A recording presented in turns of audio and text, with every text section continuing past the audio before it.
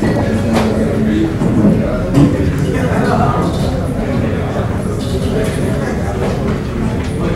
afternoon.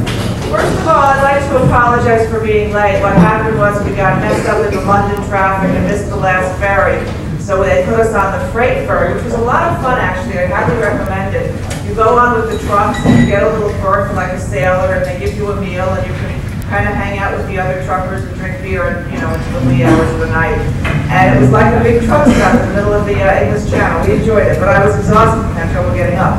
Anyways, one of the things I've been involved, as Alan told you, in the legalization movement for over a decade. And one of the things that I saw early on as in a number of people is that the drug war was conditioning people to accept tyranny in all respects.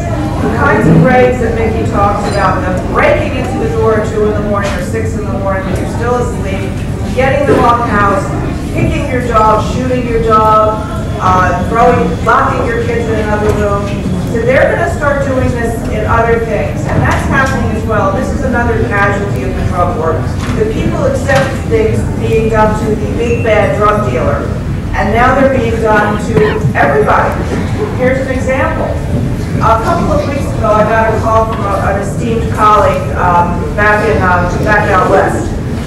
And he was very upset at trying to raise money for another colleague and friend of ours who was involved in the sales of liquid deprenyl citrate. Does anyone know what deprenyl is?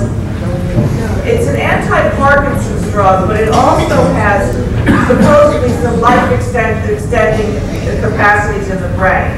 His particular version of it was not the FDA version, but it was better. He had one customer who was a Parkinson patient who told me that on Eldepril, the approved product, she was sick. She was absolutely getting ill. This is a lovely, beautiful, very classy woman who said the only thing that made her able to live her life and not be shaking like this was the liquid deprenyl citrate that my former client, I did not represent in the trial, had been involved in making available to people. The sales were taking place in Mexico. Well, he took him, Jay is a very proud, kind of angry, real rambunctious fighter, and he didn't want anyone else to represent him. He wanted to take his case to trial pro se, and he did. And he got 13 years. I get a call from this colleague of mine who says, this is outrageous. This stuff never hurt anybody. It's just a vitamin, and he's being sentenced like a drug dealer. Well, what else do we know about that never hurt anybody but causes people to have long sentences, which I pointed out to him. I said, why should he be treated any different? Just because your product didn't hurt anybody and put anybody in the hospital doesn't mean in the United States of America that you are not a serious criminal. And I want to do all that I can to help Jay, but I think we need to see this as an opportunity to involve the millions and millions of people who take vitamins, because that's another group that could be our allies here. And what I had wanted to do today, I'll be talking about some of my cases, but I wanted to show how the roots of both the war against hemp and the war against vitamins and alternative medicine has the same roots, and it goes back 100 years, and it involves your country. Because when our country was first started, we had a wonderful constitution that really limited what the federal government was allowed to involve itself in. But there was a clause called interstate commerce, regulating interstate commerce. It was designed to, okay.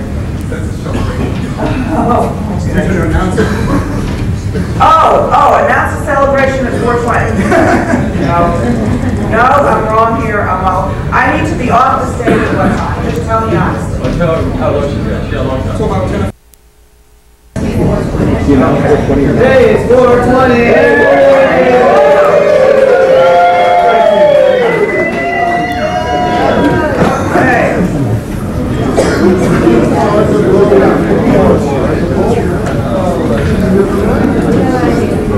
Now, in fact, in the case of Jay, the evidence that he had he had a lawyer that could have gotten it on, all the people who have been incredibly helped by these products, by the liquid deprenyl, you'd have a very real chance of an acquittal in a medical marijuana trial. One of the cases cases that Nikki mentioned to you, Ron Kaczynski. Ron Kaczynski's an activist. He's a guy who really wants, he set his life's goal as he is going to straighten this thing out. Not only the medical stuff, but the use of hemp as an industrial product, for clothing, for paper, etc. So he staged a protest where they planted hemp on July 4th. He sent out his press release, they all stood there under this American flag and planted. Well, who shows up, of course? California Vice. And hauled them off to jail for cultivation, because they planted these little piddly seedlings.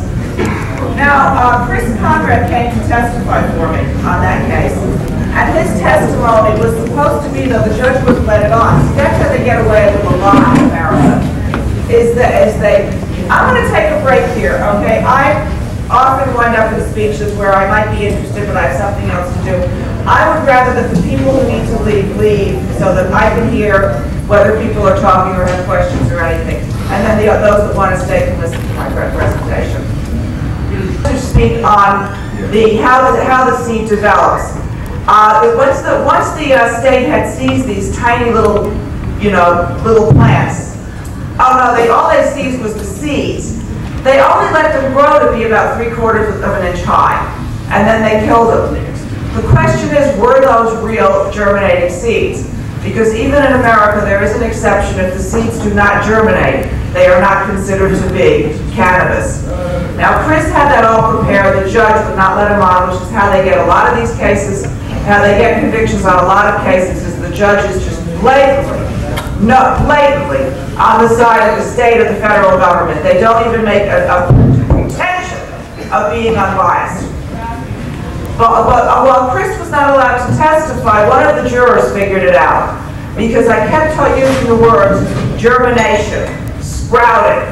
We did get in the law, and one of the jurors, thank God, was a chemist who knew that germination was defined as not merely just growing, but being actually capable of reproducing, and that no one had ever proven that those plants were. The other thing that won that case was Ron himself. He was just incredible. This guy was so endearing. He got up, he did his closing argument. I didn't actually represent him. I represented one of the other fellows that was busted with him. He represented himself, and he stood up before the jury and he told the story and he said, hey, I hope you understand that if you want to send me to jail, that's okay, because I did this because I wanted to do it and I knew there was a risk. And I was practically in tears, the jury was practically in tears, and they were acquitted in about 2.5 hours. That was it.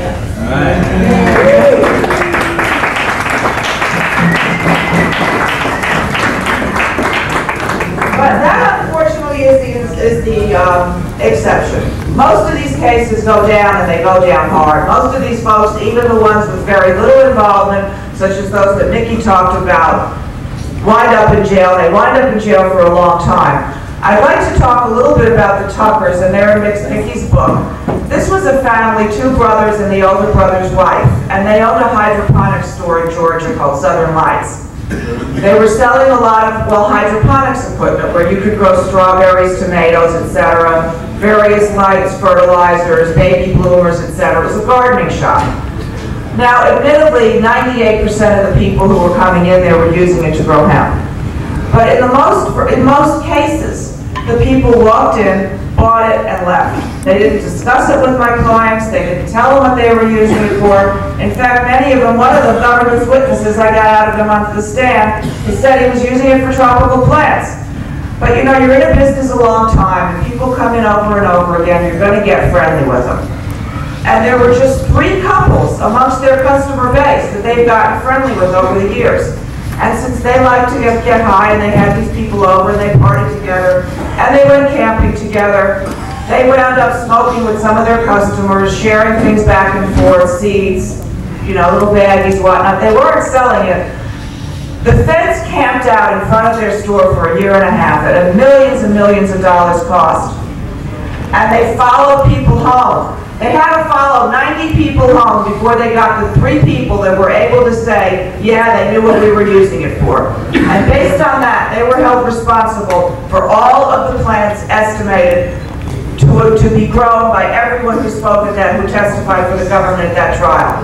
This was a hideous case. We had agents that walked in. One woman had just brought her baby home from the hospital. She clicked her answering machine while the cops were there, and it said, "You need to pick up a machine so that the kid wouldn't get," and he had a high bilirubin. She had to come pick up some kind of a heat machine or a light machine.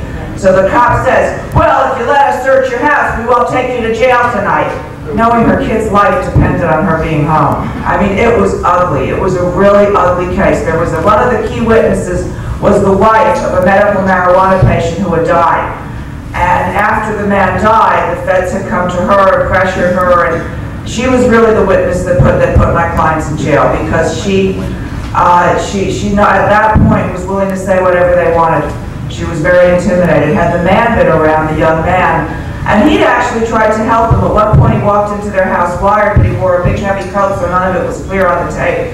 But anyway, it's a sad case, and hopefully they'll become, Gary got 16 years, but when they reduced the mandatory, they reduced the number of pounds, of kilograms, they call for a plant. At the time they were convicted, if you had a plant half an inch high, that was sentenced as if it